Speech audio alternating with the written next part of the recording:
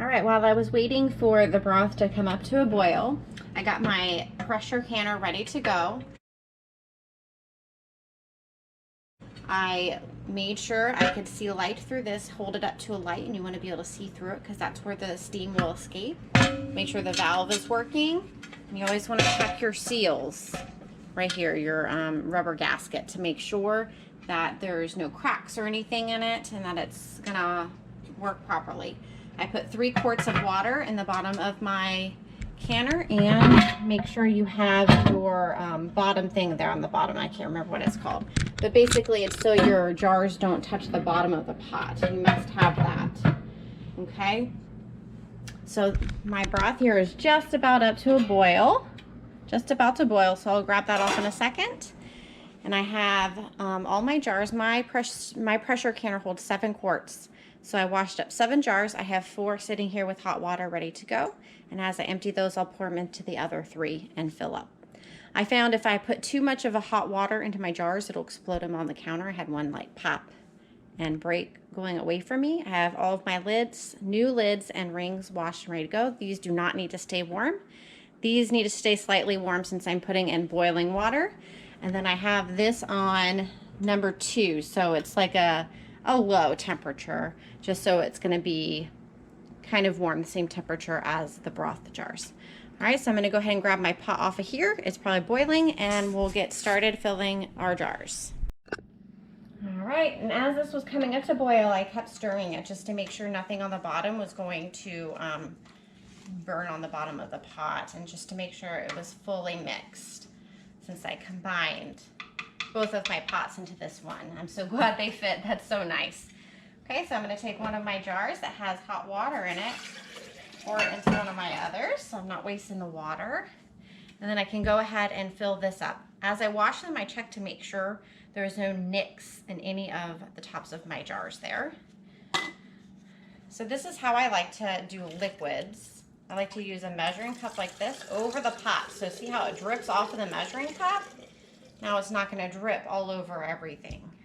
But it does get hot, so you're going to have to hold it at the top.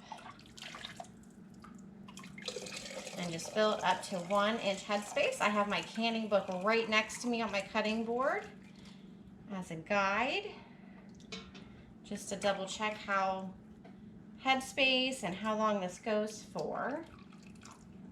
Okay. Now this is a liquid, so you really don't have to debubble it. But I like to just make sure there's nothing in the way there. Okay, I have a paper towel with some white vinegar right here. Just dip it in there, and this will help clean off any salt or fat or anything that gets on the lid when you fill it. And you get a clean lid and a clean ring. And I like to load them into the canner as I go.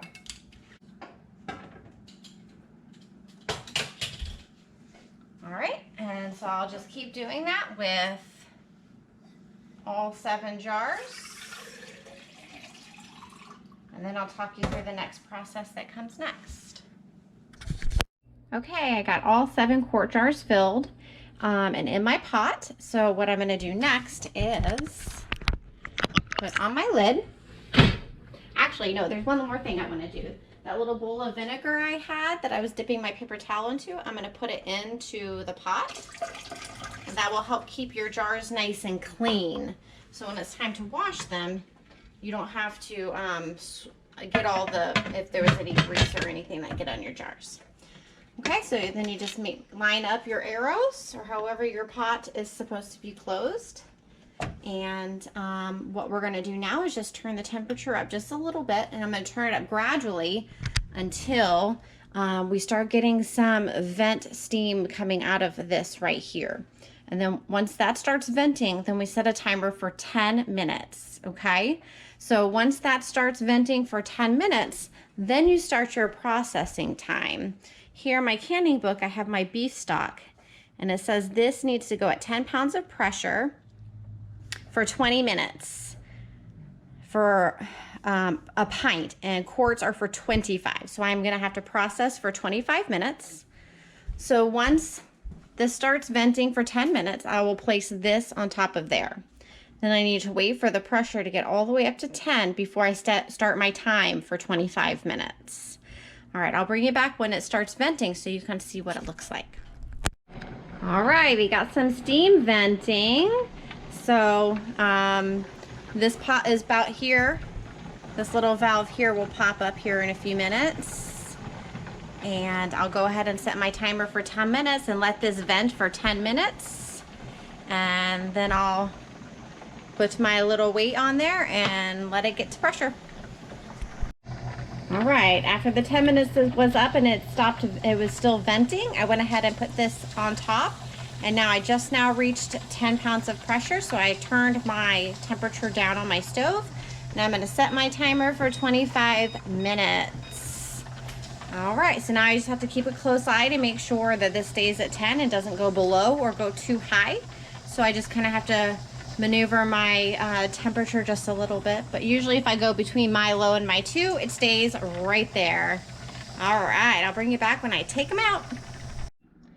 Okay, when my 25-minute timer went off, all I did was turn off my burner and I gently, very carefully and slowly slid it off of the hot burner just so the pressure would come down a little quicker. And now it's all the way down to 0 and I'm not hearing it hiss anymore. So I can go ahead and remove the weight there. And now what I'm gonna do is wait about 5 more minutes and then I will crack the lid and then I will wait 5 more minutes or maybe 10 or longer, and then I will take the jars out. Otherwise, it's too fast of a change in temperature and they'll siphon, so everything would start to come out of the jar. So you wanna do this part very slowly. Then after I get all the jars out, I'm gonna redo the rest of my broth here. I'm gonna bring this back up to a boil and I'm gonna do these next ones in pints. So I'm just gonna redo that entire process. I'm not gonna record it again for the pints. It's just the same exact process, except it will be in the canner for 20 minutes once it reaches the 10 pounds of pressure, 20 minutes for pints. So when I finish well, I'll bring you back so you can see me take the jars out. But after that, I'll just show you what I get at the end.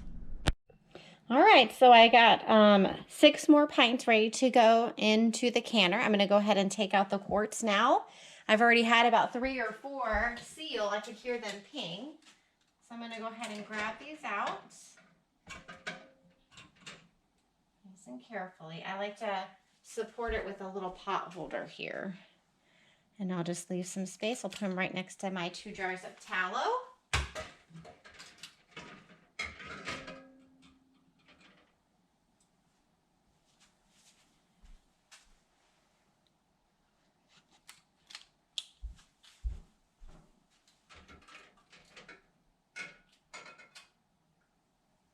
And I know it's really hard to resist, but you want to make sure you let these have 24 hours to cool down and to make sure that they seal. So don't try to press down on the lids to see if they're sealed or whatnot.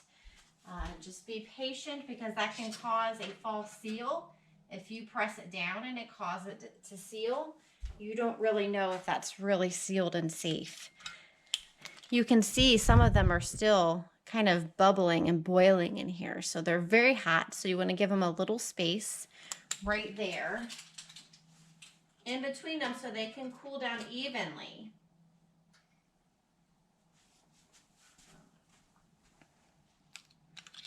One more left.